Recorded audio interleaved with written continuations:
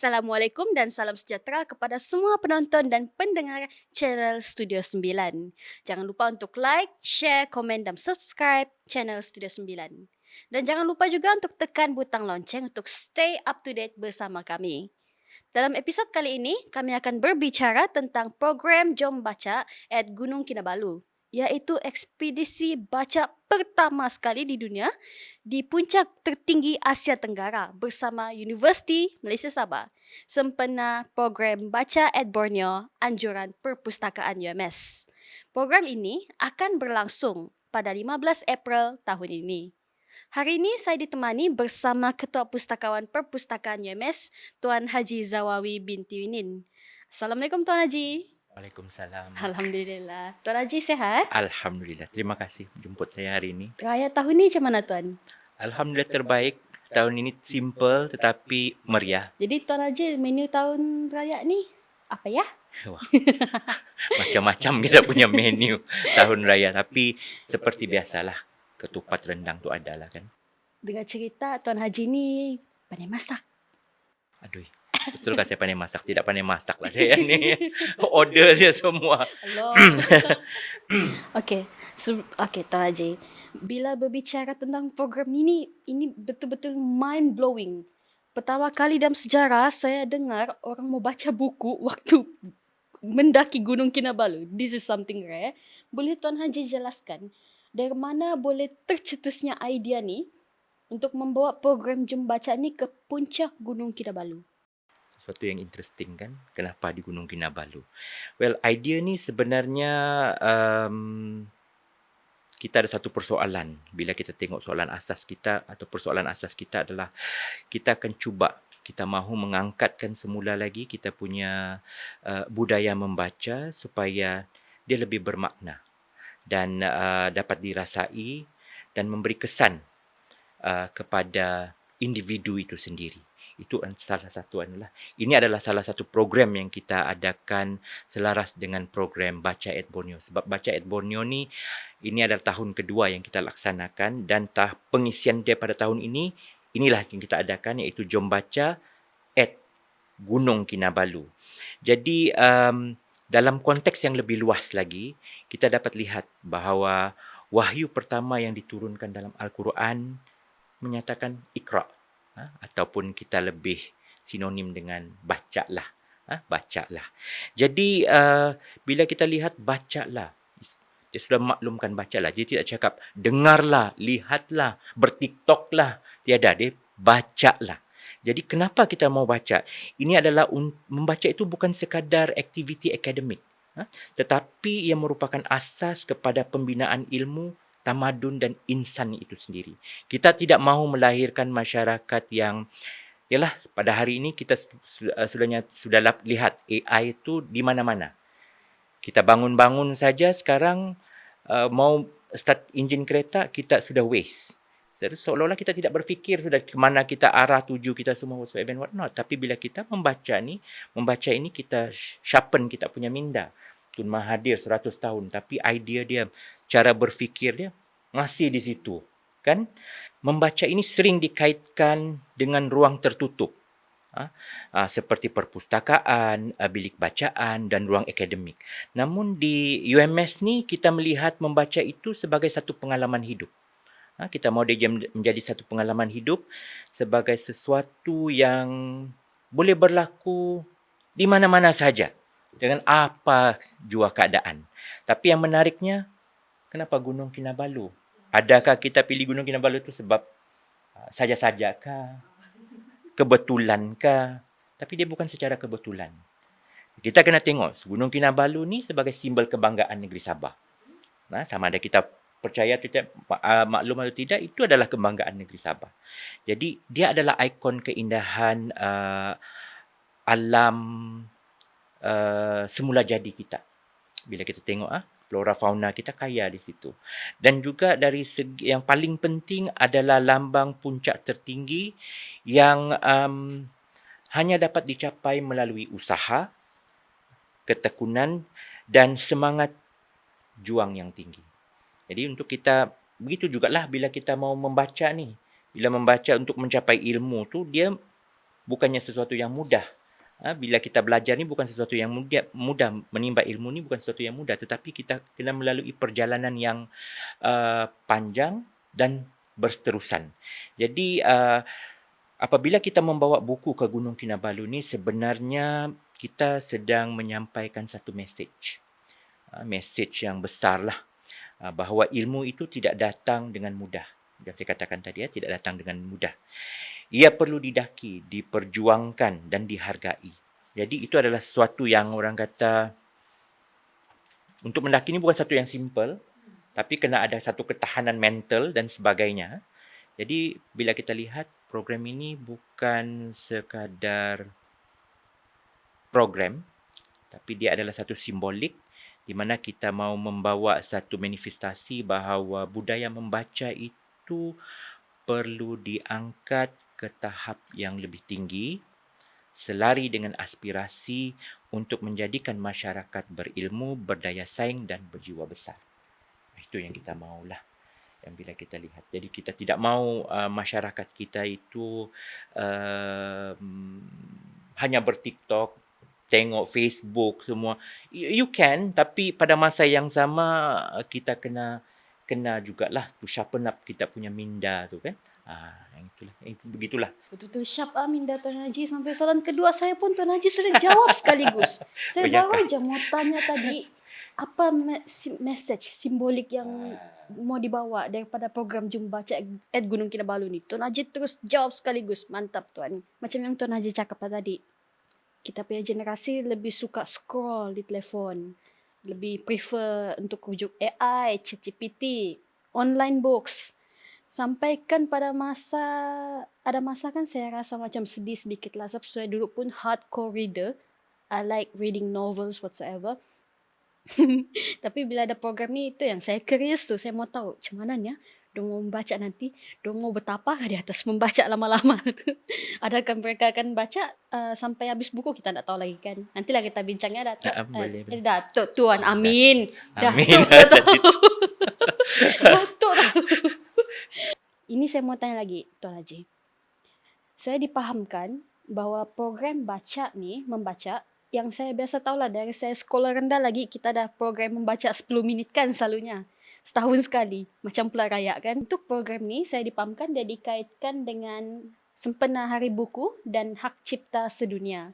Jadi Tuan Haji, macam manakah program ni dia boleh mengangkat aspirasi Hari Buku dan Hak Cipta Sedunia dengan cara yang berbeza berbanding yang tahun-tahun sebelumnya, yang 10 minit membaca tu? Okey.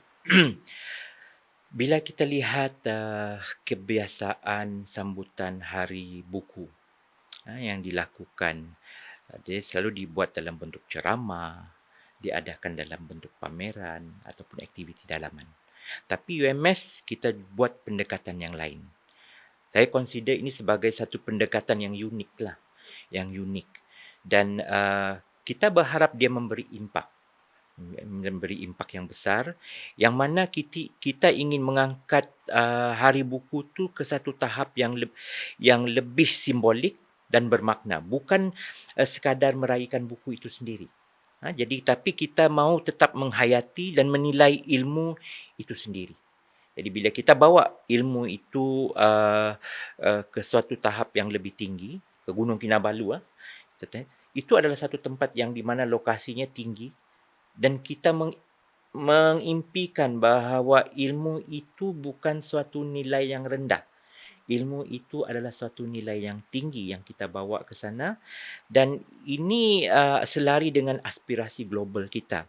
Itu membaca bukan sebagai aktiviti harian, aktiviti, tetapi adalah satu budaya yang perlu dihidupkan dalam kehidupan seharian. Macam saya katakan tadi, bila kita bercerita bila kita Rasulullah menerima wahyu, dia cakap bacalah, dia tidak cakap lihatlah. Nampak tidak? Jadi ketamadunan sesuatu bangsa itu dilihat dari sudut ilmu, bukannya dari sudut macam mana pembangunan. Bangunan tu yes, memang betul, kita itu adalah salah satu pengukuran. Tetapi bila kita lihat orang yang membaca tu, nilai dia lebih berbeza dengan orang yang tidak membaca. Jadi bila kita lihat cara dia berhujah, cara dia bercakap, cara dia bergaul, cara dia memberi idea adalah sesuatu yang berbeza daripada orang yang orang cakap kurang pembacaannya. Sebab itulah kita mahu yang membaca ini dan dalam yang bila kita lihat dari apa nama itu Hari Buku ni, kita berharap um, apa nama itu impak-impak tertentu dapat kita lihat. Mungkin bukan sesuatu yang hari ini ataupun besok, tapi dalam satu tempoh masa yang panjang. Okay, betul tu Tuan Haji. Like lifelong learning, right? Yes, very true. Okay, I really understand that because memang ketakat jelas lah bila seseorang tu betul-betul membaca ataupun sekadar sepintas lalu. Memang ketakat sangat. Saya pun kilaf juga. Saya pun sudah kurang membaca.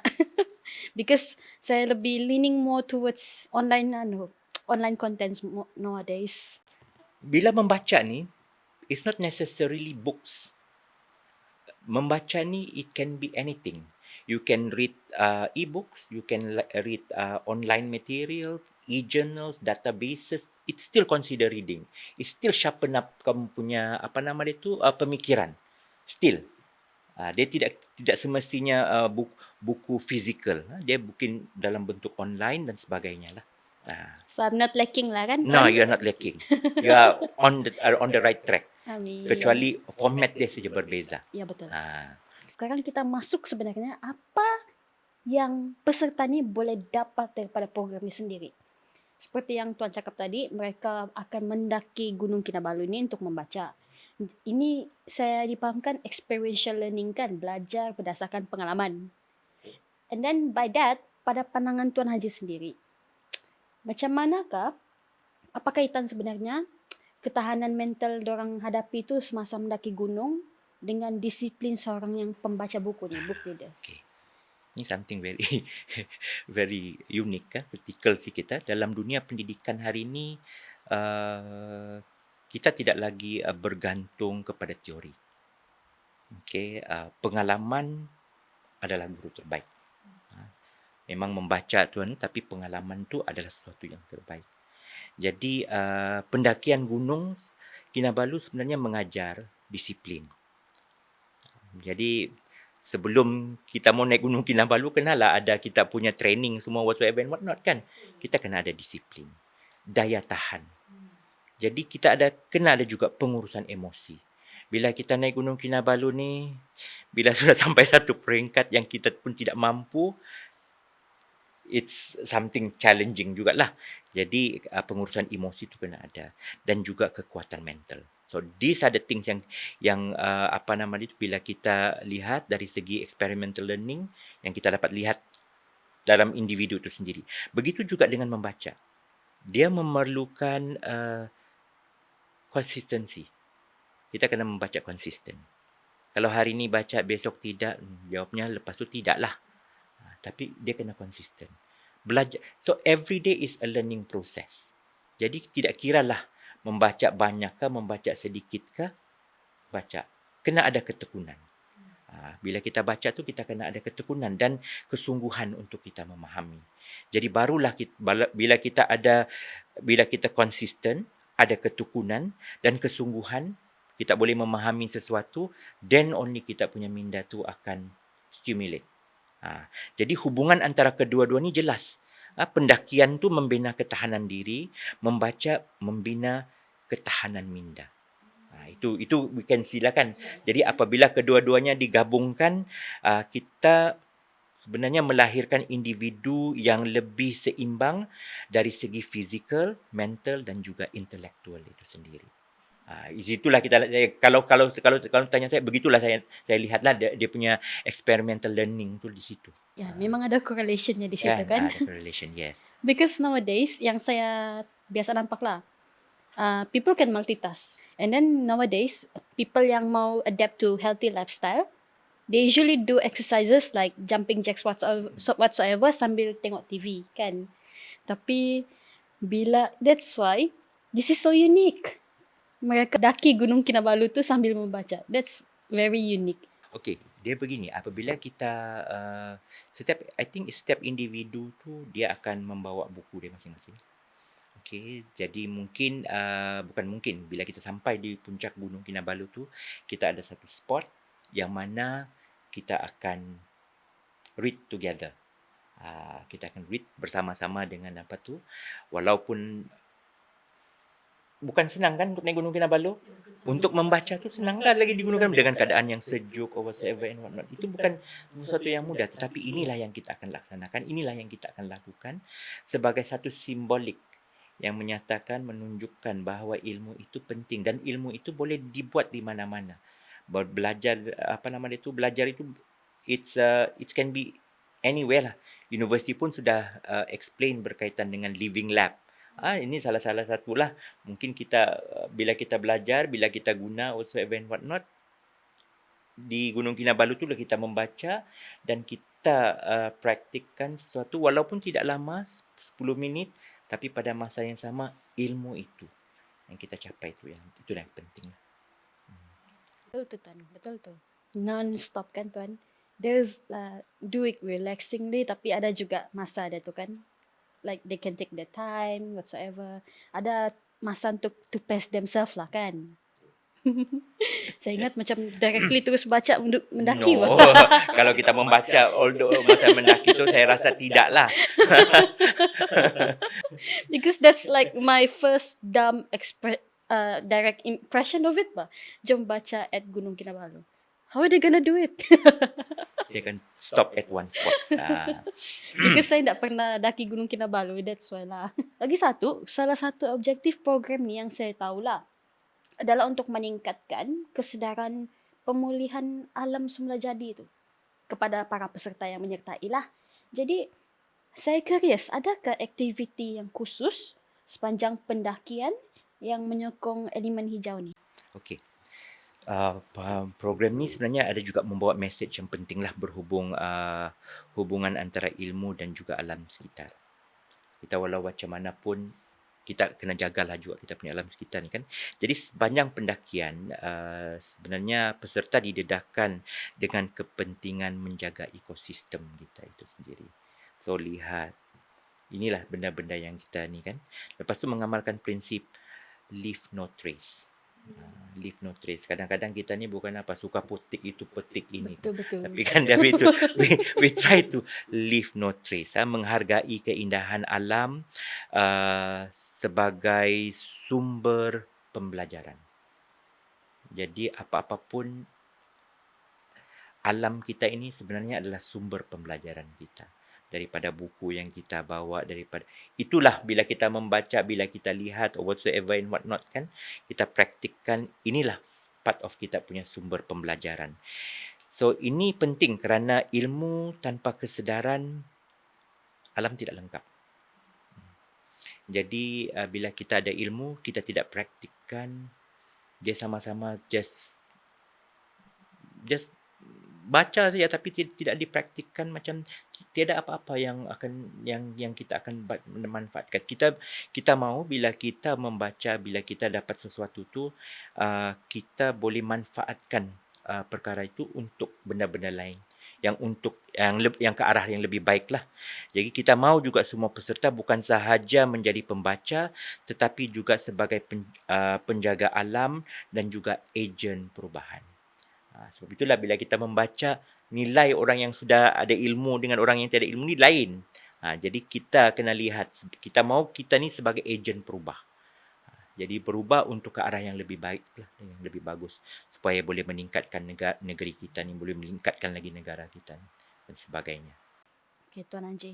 Daripada apa yang Tuan Haji petik tadi, saya suka frasa leave no trace tu. Sebab kebiasaannya frasa tu digunakan bila kita pergi rainforest, whatsoever. Jarang saya dengar bila orang gunakan frasa tu apabila mendaki Gunung Kinabalu. Leave no trace ya guys, wherever you are. Don't throw away your trash. Jangan kotoran, vandalisme, whatsoever. Remember that. Okay. Betul. Betul kan Tuan? Betul. Okay. Okay Tuan Haji. Sebelum kita sambung lagi, kita berehat sekejap. Nanti kita akan berjumpa lagi.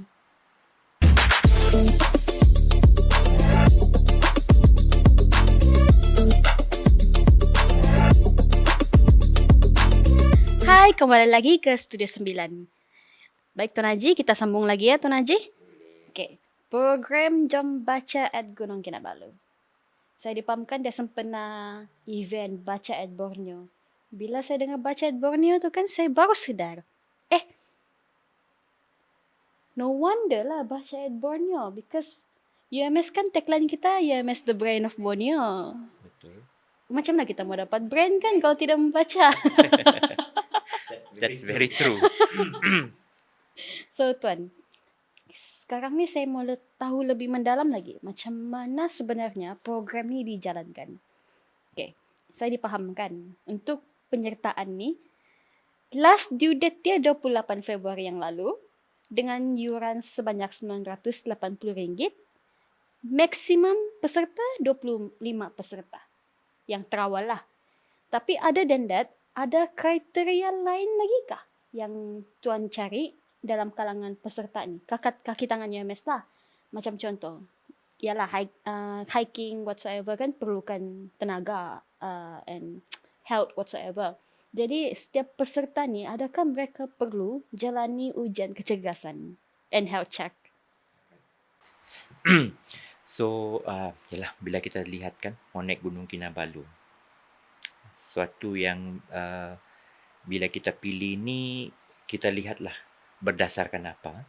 So, satu kita lihat daripada tahap kesihatan tu sendirilah. So, kita mau juga kita punya peserta ni tahap kesihatannya yang not perfect tapi baik, dalam keadaan yang baik. Jadi kita mau juga ada kesediaan fizikal. Walaupun tahap kesihatan tu baik tapi kesediaan fizikal tu tiada, payah juga. Kita mau ada kesediaan fizikal. Jadi bila dia tahap kesihatan yang baik, kesediaan fizikal dia pun bagus, dan kita akan kita bolehlah pilih dia. Dan paling penting sekali, apa-apa sekalipun, komitmen. Kita tidak maulah dia 50-50. Sekejap okey, sekejap tidak okey, sekejap boleh, sekejap tidak boleh. Tak mau. Kita mau tahap kesihatan yang baik, kesediaan fizikal dia baik juga, dan juga dia ada komitmen. Komitmen tu yang paling penting lah. Dalam apa sekalipun, komitmen tu yang paling penting. Jadi, untuk itu, mereka ni kena buat dia punya persediaan awal lah. Mereka perlu membuat persediaan awal dan juga memahami resiko-resiko dia tu. Jadi, bersedia dari segi mental. Jadi bila kita dia kena ada sesi latihan dia sendiri, dia kena ada dia punya aktiviti-aktiviti yang dia tersendiri, cara dia membawa barang, apa yang dia perlu bawa, apa kesediaan keperluan bila berada di atas sana. Ini penting sebab program ini adalah sebagai satu simbol kesungguhan, bukan sekadar penyertaan. Sebenarnya itulah yang kita mau. They have to commit. They really have to give their commitment, right? Betul. Jadi Tuan, bila bercerita tentang komitmen ni, daripada pihak Tuan lah, adakah nanti medical personnel, unit perubatan yang akan join sekali dalam ekspedisi ni? At the moment, kita tidak ada satu unit perubatan whatsoever and what not. Tapi kita believe kita sudah ada link dengan pihak Taman-Taman Sabah, if I'm not mistaken, yang kita sudah link dengan kita punya guides, dengan kita punya kesediaan-kesediaan yang lain. Sudah kita selaraskan whatsoever and what not lah. Dengan itu kita sudah dan kita sudah juga lengkapkan dengan kita punya peserta ni dengan keperluan insurans. Itu paling penting lah. Sebab kita tidak mau juga if anything happen nanti, kita tiada backup itu. Jadi kita ada sediakan insurans whatsoever and what not lah. Boleh Tuan jelaskan lebih lanjut lah berbanding tadi, macam mana sebenarnya perjalanan program ini nanti? Okey, program ini akan dilaksanakan dalam bentuk ekspedisi yang tersusun. Okey, jadi mana kita mulakan pendakian dilakukan secara berkumpulan.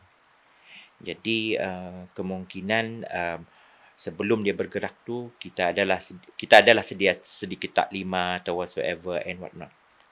Lepas tu pendakian tu akan dilakukan secara berkumpulan. Kita tidak maulah dia pergi sendiri-sendiri suka hati whatsoever and what not. Walaupun you are hikers whatsoever and what not, kita kena masih juga dalam berkumpulan. So diselia oleh pihak berpengalaman. Kita attach dengan tu. So melalui mengikut laluan dan jadual yang telah kita rancangkan. So ini adalah benda-benda yang kita Jadi kemuncaknya sesi baca 10 minit di Gunung Kinabalu tu, ini adalah detik simbolik di mana yang sangat bermakna gabungan antara alam, manusia dan juga ilmu itu sendiri. That is how it is lah. Begitulah kita punya perancangan yang kita yang kita selaras. Kita berharap dia bergerak ataupun dilaksanakan berdasar apa yang kita rancang itulah. That's the vision, right, Tuan? Yes, betul. Jadi Tuan, daripada situ kita sudah berbicara tentang aspek kelasakan mereka ni, cabaran apa semua. Tapi saya mau tanya lagi lah Tuan, daripada 25 kota ni, berapa sebenarnya yang betul-betul join ekspedisi ni? Kita ada 25 orang tapi yang join setakat ini adalah selama 15 orang. Jadi 15 orang for us is okay. We just start small. Sebab ini adalah kali pertama universiti buat dan saya rasa belum lagi ada orang buat program yang seperti ini. Jadi it's okay, we start something small tapi mungkin tahun depan kita adakan satu yang lebih ada sedikit kelainan lagi lah. Oh. Itu kita punya perancangan pada masa akan datang. Mendaki gunung lagi kata. Mungkin. Tapi tidaklah kita membaca dalam air pula kan. Macam mana Tuan? Kan kita nak dengar macam-macam. Jadi Tuan, kan selain daripada itu, other than like challenges towards their mental health whatsoever, ada lagi cabaran lain ke yang pihak Tuan hadapi? Okay. Cabaran yang selalu sekarang ni yang kita lihat ni adalah faktor cuaca lah. Kita tidak tahu, kadang-kadang cuaca kita ni menentu. Hari ni kita tengok panas, tiba-tiba pula hujan lebat. Itu kami risau yang itu. Jadi cabaran utama kita adalah faktor cuaca. Walaupun sekarang ni keadaan Sabah ni panas, orang cakap El Nino, tapi kalau boleh kita minta semua kita punya peserta tu bersiap sedialah dengan keperluan baju hujan dan whatsoever. Jadi satu, yang kedua kita cabaran tu adalah berkaitan dengan keselamatan peserta. Apa-apa sekalipun kita buat ni, keselamatan tu penting. Keselamatan tu penting dan juga pengurusan logistik di kawasan altitude tinggi. Sebab kadang-kadang ada orang, setengah-setengah orang ni bila berada di tempat tinggi dia tidak boleh tahan kan. Altitude dia akan pening semua dan whatsoever. Itu adalah benda-benda yang kita risau jugalah. Kita berharap mereka membawalah ubat ke whatsoever and whatnot. Namun pihak perpustakaan telah membuat beberapa perancangan rapi lah. Macam dari segi ubat dan whatsoever and whatnot, kita sudah minta untuk disediakan, bekerjasama dengan pihak-pihak berkaitan untuk kita buat penyelarasan supaya program kita ni ataupun pelaksanaan ni lebih proper lah dan memastikan aspek keselamatan diberi keutamaan. Apa-apa sekalipun rakan-rakan kita yang akan mendaki tu, kita melihat aspek keselamatan itu kita utamakan dan ini menunjukkan bahawa walaupun program ini unik tapi ia dilaksanakan secara profesional dan terancang. Itu yang kita harapkan. Saya boleh nampak yang pihak Tuan sangat menitik beratkan aspek-aspek keselamatan semua ni. I can say that even though baru first time kan buat program skala besar begini ni. Walaupun just 15 people, it's better than nothing kan? Jadi Tuan, tadi Tuan ada mention, Tuan ada sebut tadi, yang membaca ni mereka akan membaca di setiap perhentian lah. Jadi waktu membaca tu, berapa tempoh masa yang dibagi? Like kita hanya membaca 10 minit saja. Kita tidak payah baca terlampau lama. 10 minit cukup. Kalau ada yang ketinggalan? Ada yang, sebab itu kita cakap, kita bergerak secara berkumpulan. Jadi kita akan tunggu bersama-sama. Kita mau dia bersama-sama. Dia tidaklah orang cakap, oh saya pergi dulu, kita kena bersama-sama. Ini grup. Bagus jugalah kumpulan kecil kan. Kalau kumpulan besar ni payah juga ni. Betul. Kan? Kumpulan kecil it's okay. Started small, right? And then we go bigger. Jadi tadi Tuan Haji ada cakap juga, kita mau buat lagi program ni tahun depan. Boleh jemput saya kah? InsyaAllah kita jemput satu universiti kali ni. Termasuk student? Saya masuk student kalau boleh. Tapi kita kena buat persiapan lebih awal lah. Tetapi mungkin ialah kalau kita katakan the whole total of the university itu mungkin tidak, tapi mungkin kita boleh sediakan kota-kota yang tertentu. Dan saya rasa lebih ramai lagi yang berminat untuk program-program sedemikian rupa. sebenarnya. Yalah, it's one in a lifetime kan. Sementara masih muda ni, why not? Why not? Okay, Tuan. Apakah yang Tuan nampak the long term impact yang diharapkan dalam budaya kerja sekaligus budaya ilmu di MS ni nanti? Okey, kita berharap program ini akan memberi kesan jangka panjang. Sesuatu yang benda yang kita laksanakan ni, kita tidak boleh expect terus-terus kita dapat dia punya ni kan. Tapi mungkin dari segi individu, staff lah especially kita mau meningkatkan minat membaca. Walaupun sekadar staff, kita mau meningkatkan budaya membaca tu. Kita mau dia membina disiplin diri dia. Sebab melalui program-program begini, ini adalah bergerak berkumpulan, bergerak untuk naik ke atas tu, bukannya sebagai tidak perlu, dia kena ada disiplin or whatsoever environment. Jadi kita mau dia membina disiplin diri dan kita mau dia meningkatkan dia punya keyakinan diri. Itu yang kita mau. Dari segi organisasi pula, itu dari segi individu. Dari segi organisasi pula, kita mau membentuk budaya ilmu yang lebih kuat. Itu yang kita mau. Kita mau menjadikan perpustakaan sebagai pemacu transformasi ilmu. So, dari segi masyarakat, menjadikan membaca sebagai satu gerakan, bukan sekadar aktiviti. Dan ini selaraslah dengan aspirasi UMS. Kan? Aspirasi UMS, the brain of Borneo. Jadi pusat kecemerlangan ilmu dan juga inovasi. Itu yang kita mau. Kan? Itulah impak-impak yang kita mau dan kita mau impak itu macam saya katakan tadi, bila membaca ni dia kena konsisten kan. Dia kena konsisten. Itu yang kita mau, dia punya konsisten. Jadi siapa-siapa yang tidak yang kurang membaca tu kita mau dia gerakkan dia bersama-sama supaya kita bersama-sama maju ke depan. Okey, Tuan. Akhir sekali, apakah kata-kata semangat Tuan kepada warga UMS yang akan menyertai cabaran ini? Okey, kepada semua peserta, program ini bukan tentang siapa yang laju. Kita naik gunung kan. Siapa yang laju, siapa yang sampai ke puncak yang pertama. Tetapi siapa yang mampu bertahan, belajar dan menghargai perjalanan. Itu yang kita mau. There's no point. Kalau sampai kita bukannya mau berlumba untuk dapat piala emas ke duit 1 juta kan. No. Kita mau dia bertahan, kita mau dia belajar dan kita mau dia menghargai perjalanan tu. Jadi pesanan saya, setiap langkah mendaki adalah usaha menuju kejayaan. Setiap halaman yang dibaca adalah ilmu yang mengangkat kita lebih tinggi. Jadi teruslah membaca, teruslah mencabar diri dan jadikan ilmu sebagai teman sepanjang perjalanan hidup. Jadi jom baca at Gunung Kinabalu ni bukan sekadar program membaca tetapi simbol sebagai ilmu perlu diusahakan seperti mendaki gunung. Okay? Membaca juga memerlukan disiplin, ketahanan dan komitmen. Di puncak itu kita bukan hanya melihat keindahan alam tetapi juga mengangkat martabat ilmu itu sendiri. Jadi itu adalah harapan saya lah. Mungkin harapan universiti adalah lebih tinggi. Seperti Naib Chancellor kita selalu menyatakan the brain of Borneo, the brain of Borneo. So the brain of Borneo kita mulakan. Ini adalah salah satu cabang the brain of Borneo untuk kita mulakan. One of our initiative to strengthen our hold kan? Betul. Baik Tuan. Tapi personally lah, kalau saya kena offer 1 juta, mau saya.